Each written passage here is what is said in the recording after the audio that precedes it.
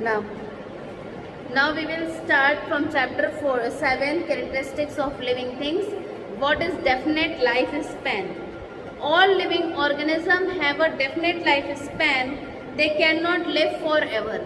As right now I have told you na, that all in the previous part that you are having a definite lifespan. That definite lifespan means suppose human beings live up to the age of 50 to 60. I am giving you some examples. Okay, it is not exactly, but 50 to 60. So what you will say, that lifespan of a human being will be between 50 to 60. You say some animals live for a day, like ants, insects, they live for a day only. Okay, afterwards they die. Some insects live for 10 years. Some animals live for 10 years. Okay, so different animals, different living organisms have definite lifespan. So all living organisms have definite lifespan. They cannot live forever.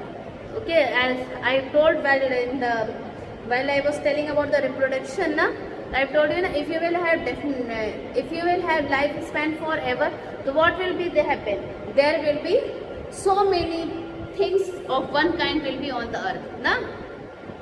That's why the duration of the time for which a living organism lives is called lifespan.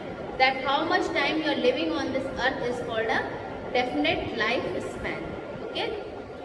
The time period for which you are living on earth is said to be as a definite lifespan.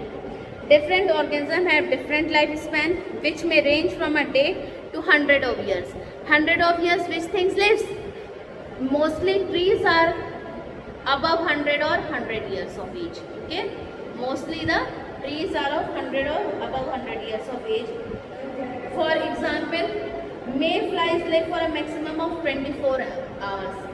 I told na, some organisms live for a day, some organisms live for 10 years, some organisms live for 5 years, some for 28 years, some for 100 years, 152 years. Na?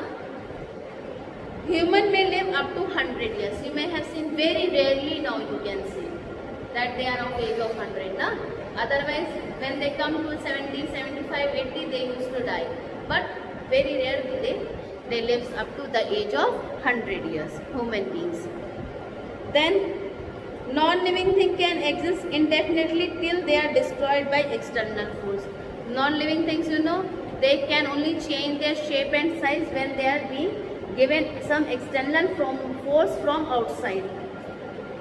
The organism table given below are the average lifespan. You see, hummingbird, it is the name of a bird, 8 years. Green frog, have you seen frog? Yes, these days you can see 10 years. Dog you all are aware, 14 years. Cobra is the name of a snake, that is for 28 years. Lion, have you seen? In a zoo, 30 years. Eagle, very rarely, 55 years. Eel, 55 years. Catfish, 60 years. Elephant, 69. Parrot, 80 years. Giant tortoise, 152 years. Very long lifespan he is having. Na? Tortoise, have you seen? Black color. In rainy season, some places you can see, or where there is lake and pond. So this is about the definite lifespan. Okay, this is all about definite lifespan. Now respond to stimuli. Last topic of this chapter is respond to stimuli. What is it? All living organisms react to the changes around them. Do you react to the changes around them? When there is a change in weather, you feel hot, cold, rainy, winter, spring, autumn, these things you feel, na? So a change in immediate environment that influence an activity in an organism is called stimulus. The reaction of an organism to a stimulus is called response. Suppose when you feel cold, what do? You shiver. When you feel hot, what happens?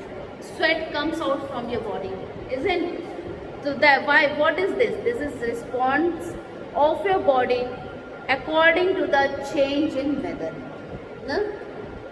according to the immediate change in environment.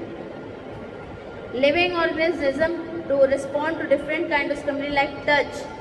If anybody touch you, you just remove your hand, or if you touch on your leg, you remove your leg. So you feel na something that somebody is touching you. Same way, heat, light. If heat is there too much, you will just get away from that place. If light is there, the things will be visible to you. Then sound and danger in different ways. When some harsh type of sound comes to you, you just close your ears, or you just doesn't want to listen. That you respond, and the things what you do immediately, that is called response. That is called respond to stimuli. Animals usually show swift and immediate response to stimuli. For example, a moray eel, a kind of fish, produces an electric shock when it sense danger. A tortoise goes into a shell when it senses danger.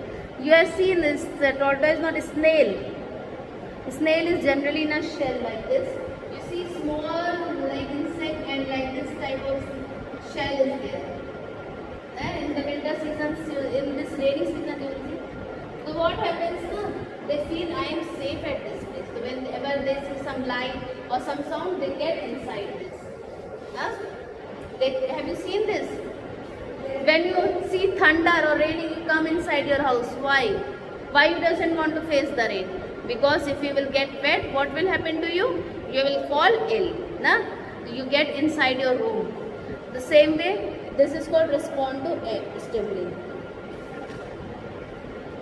So some animals get into the shell, means they feel that the place where they live there, that is better than what they are seeing. Plant also respond to certain stimuli. For example, sunflower. Have you seen sunflower? It changes the direction when sunlight is there. Sunflower changes the direction, means it looks towards the sun. Then the leaves of the mimosa plant close up when touched, which you say na touch me not plant. If you will touch the leaves, that leaves get closed. One plant is there, na touch me not. So as soon as you touch that plant, its leaves get closed. Then non-living things do not show any response to stimuli. If non-living things is there, that will not show any response. It will be as you keep. It is difficult to decide whether thing is living or non-living on the basis of any one characteristic. For example, plants are living thing but cannot move. Correct, na? You say non-living thing does not move. So plant also does not move. And can you say it is non-living thing? No. It is living thing, but it grows. Na? But it grows. Whereas car is non-living thing but can move from one place to another. Car is non-living thing because when externally you give fuel to it, then only it moves from one place to another. When you give fuel to it, then only it moves from one place to another. But plant, you doesn't give anything externally. Na? It takes water from under the ground and it takes sunlight from the sun. You are not giving anything from your own side, na? So there is a difference. Thus, we need to examine all the characteristics of a thing to decide whether it is a living thing or non-living thing. So on the basis of their work, their function, you decide whether it is a living thing or a non-living thing. That's all for this chapter, students. Now it is the last part of the chapter which is also completed, that is definite lifespan or respond to stimuli. Okay, that's all for this part.